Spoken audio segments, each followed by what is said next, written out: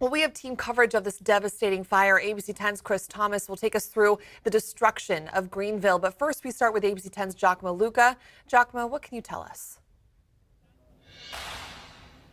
Well, Madison, historic Greenville has been leveled. I can count more buildings standing tonight than I can count the buildings that have been destroyed. Take a look behind me at a pharmacy, now unrecognizable. It's was one of the oldest buildings in historic Greenville. I spoke with the owner tonight, also a Plumas County supervisor who is absolutely devastated by the loss, but already committing to rebuilding.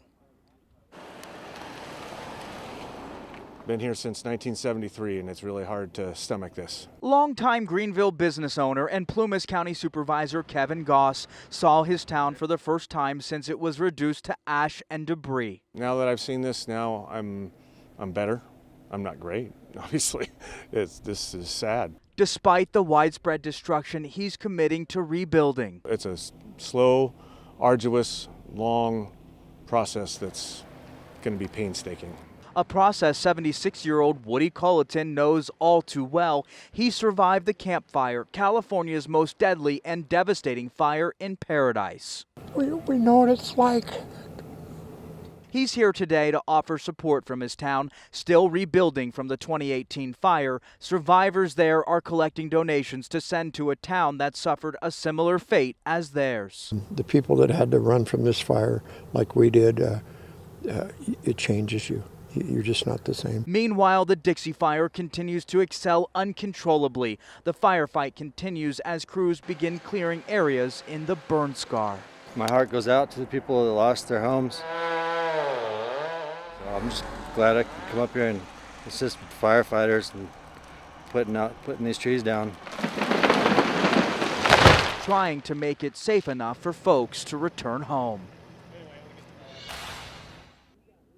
Now, CAL FIRE officials say at least 4 people remain missing tonight. That number could possibly go up. We stand for you here at ABC 10. We spoke with so many people who have so many questions as to whether or not everyone made it out safe and whether or not their homes are still standing and when they're going to be let back in. Supervisor Goss says he is urging patience right now. All right, Giacomo, patience really is key in a time like this. Of course, a lot of people on edge. Giacomo live in Greenville for us tonight.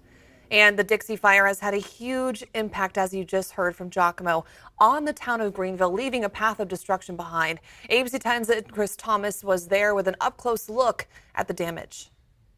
Well, here we are on Main Street in Greenville. There is an eerie quiet here. You look around and you see, for example, the Pioneer Cafe, and all that's left is a mound of rubble. For people who have lived here all their lives, as you can imagine, it would just be heartbreaking. A convoy of firefighters moving in. Something like 25% of the nation's firefighters are battling the Dixie Fire.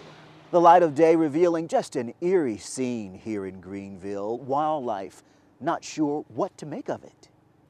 Cars burned out, homes with only their foundations remaining, mailboxes lining the streets. Keep in mind, we were allowed in because we had a police escort, and even then we encountered a wall of flames.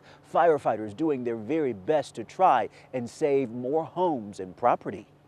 I'm doing my best to really try and bring you here on the scene to give you a sense of how it feels to be in this environment. It is indeed surreal. And coming up tonight at 6 o'clock, I'm going to share more with you, especially a number that CAL FIRE shared with me, and I just was stunned by it. Join us for more at 6 o'clock. And here's what the sky looked like earlier today, just south of Lake Almanor, right where the Dixie Fire is burning. You can see the sky is painting this orange glow because of the flames and that smoke just sucking it right in. Let's get over to meteorologist Tracy Humphrey tracking the latest on our smoky conditions, but also the fire growth too. Oh, that's right, Madison. So we're going to be focused specifically on the Dixie Fire right now. And you know, yesterday this time we were still looking at gusty winds. Today, not so much. So winds have been going going to be coming in out of the west around 5 to 10 miles per hour up until 7 o'clock tonight. And here is a look at those winds that are going to be pushing that smoke, and that's going to be pushing most of it towards the east. After 7 o'clock tonight, winds will start to veer in out of the north around 3 to 4 miles per hour. So they're going to be a little variable in nature, and it will be impacting air quality as well as visibility. You can see 3-mile visibility in Auburn, 2-mile visibility in Placerville, 1-mile visibility in Truckee, and 2-mile visibility in Oroville. Here is a look at what the smoke forecast is right now. Everything that you see shaded in red is unhealthy for all people, and any place that you see a little purple here, that's actually hazardous air quality. Coming up, can we expect much improvement later on tonight? And more importantly, how about your weekend? Are you going to be able to head outside for most people? That's not that great. Stay with us. All right, Tracy, thank you. Well, closer to home, the river fire is burning in Placer and Nevada counties. It's still causing a lot of issues for firefighters 2 days after it started, with more than 5,000 people under mandatory evacuation orders still. It has grown about 200 acres compared to the day before, now standing at 2,600 acres. The flames are close to the city of Colfax, and it is only 30% contained. Well, much of the fire has moved far away from the town of Colfax, but many police barricades are still in place on residential streets and back roads. And ABC 10's John Bartell was allowed beyond those police barricades. John, you're joining us now live in Colfax. Why are people not allowed to go back?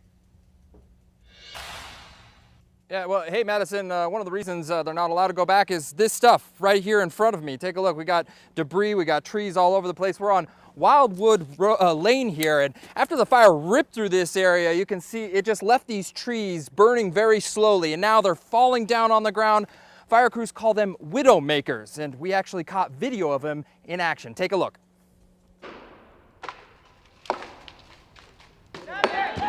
If you didn't see that the first time, here it is again. That's what fire crews call a widowmaker, and Santa Fe Springs Fire Captain Mike Glaze says they could be anywhere in a burned area. A widowmaker is a tree limb that's broken but has not fallen off the tree yet. A snag is a dead or dying tree that has the potential to fall. Tree faller John Higgins and Bradley Chilton narrowly escaped this widowmaker while clearing dead trees near Stephen Hunter's home. There is a road right down here. I mean, trees are just randomly falling. Steve's house is surrounded by potential widowmakers. Police escorted him to his home yesterday, and he was told this story. Yesterday, a policeman was going down the road just right over here, and a tree came down, and he was trying to survey the damage. All right, so this is the perfect example of a widowmaker or a snag here. You can actually see the fire burning in the tree's root system here, causing the tree to fall down, and these things can fall down in the road or on you anytime. Right now, fire crews are walking the fire-scarred roadsides and neighborhoods to try to preemptively cut down potential snags and widowmakers. Many residents may be frustrated by police barricades keeping them from going back to check on their homes, but Steve says right now it's not even safe for him to drive. They just shouldn't be in an area where the trees have been burnt and the trees can come down.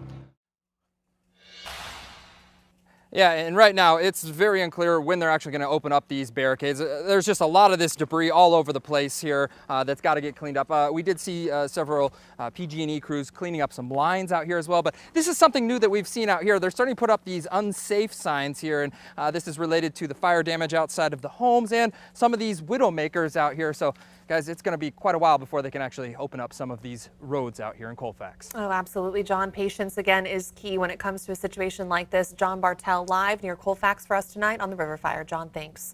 Let's take a live look now at our tower camera in Sacramento.